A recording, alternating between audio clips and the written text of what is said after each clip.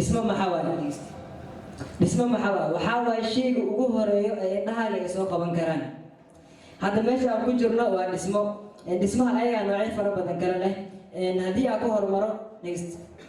haddii aan ku hormaro residential building waxaa waaye dhismaha deegaanka ee dadka ee deegaan waxaa loo yaqaanaa residential building educational building maxaa waaye waa dhismo loogu talagalay in wax lagu barto waxbarasho sidoo kale waxaa ku xoog governmental building waa dhismo ay isticmaalaan dowladaha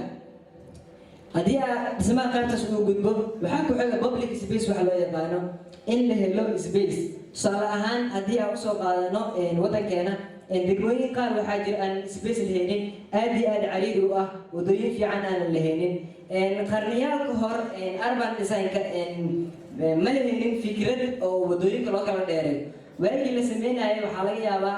in saas ay ahayd urban design laakiin hadda haddii aan fiirino tusaale ahaan degmada xamar jabc marka soo qaad wadooyin ballaaran ma lahan aad iyo aad ay ugu adag tahay xaafad ahaan xagga caafimaad dhibaataa ka taagan oo wadooyinkii dhibaataa ka taagan sidoo kale hadda tusaale usoo qaadan daarusalaam inta badan waa tagteen arjena wadooyin fara badan ay leeyihiin aad iyo aad ay u baaxad weyn tahay space fiican aa la heli karaa xataa guryaha qaar baakinay leeyihiin oo gaari haddii aad wadato ku dhibtoonaysid laakiin degmada xamar jabc mal haddii aad degan tahay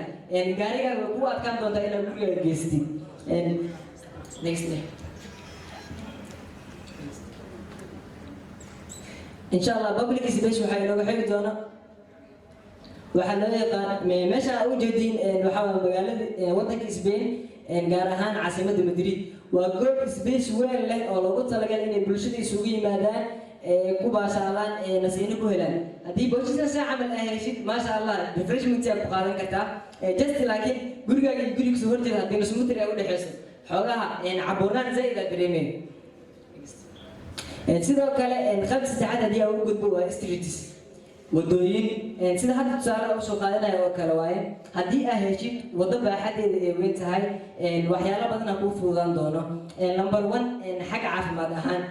waddo yariis oo nusmitir haddii xaafadaada ay ku taalo waddadii dhiiqa ay noqoto maxaa la dhahay waajib ay kugu noqon inaad dhiiqada soo martid cuduro badan ay sababi kartaa marka muhiimadda urban design loo sameynayo waxaa waaye in laga hortago caafimaad daro bulshadii ay helaan nafis fiican ay ku noolaan karaan sidoo kale qaybta afraad haddii aan u gudbo qaybta afraad waxaa waaye transportation in la helo transport tusaale haddii aan usoo qaado transportiga saddex shay aa muhiim u ah saddexdaas shay waxaa waaye waddo highway loo yaqaano oo ah waddo nadiif ah magaaladaas ka baxdo magaalada kala soo gasho haddii aan usoo qaado tusaale ahaan waddankeena haddii waddo nadiif ah oo isku socodka gaadiidka fududaynaya haddii la helo hooyada saakay naanyadeeda kasoo guratay afgooye subaxii hal saac iyo bar naanyadeeda suuqa bakaari ay ku iibsan kartaa laakiin haddii aysan jirin waddo highway oo nadiif ah oo isku socodka gaadiidka aanan fududaynayn haddii aysan jirin maamada saaki naanyadeeda suuqa kasoo beerteeda kasoo guratay ma awoodo inay suuqa keento dhibaatooyin badan ay soo mareen wadadii jajan waxaa laga yaabaa naanyadii markii oo intaasoo tan ay soo guratay waxaa laga yaabaa kala bar inay ka feelgaroobaan sababtoo ah waddo highway oo nadiif ah ma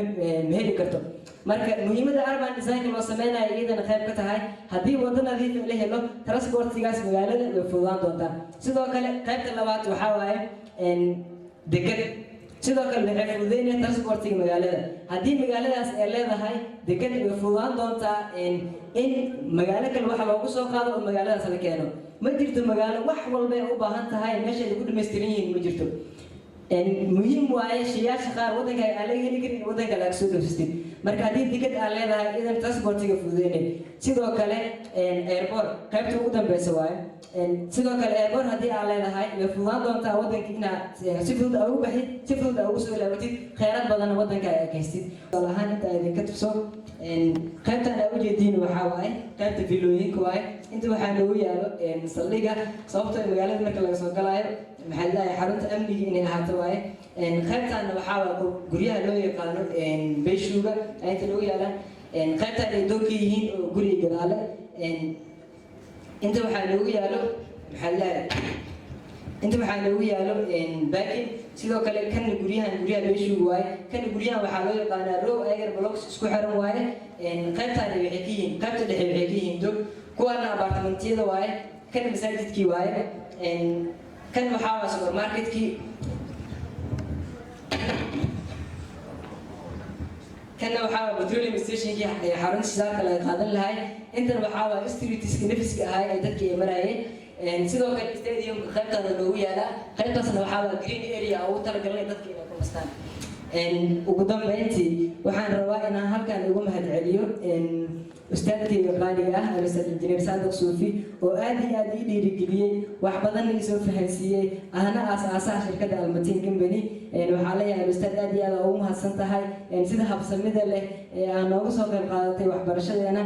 aad iyo aad ugu mahadsan tahay sidoo kale waxaan u mahadcelinayaa ustaadkayga soo baray maadada arbanka ustaad injineer Cabdiraxmaan Abdullahi Suleymaan asin aad iyo aad ugu mahadsan yahay sidoo kale dhammaan macallimiinteeda kama tagin ayagana aad iyo aad ugu mahadsan yihiin sida habsami leh ay ugu soo qayb qaateen waxbarashadeena aad iyo aad ugu mahadsan tihiin insha Allah waxaan rajaynaynaa waxa ina barteen inaan sidaan isaga fiican u soo bandhigi doono waana mahadsantihiin sida ay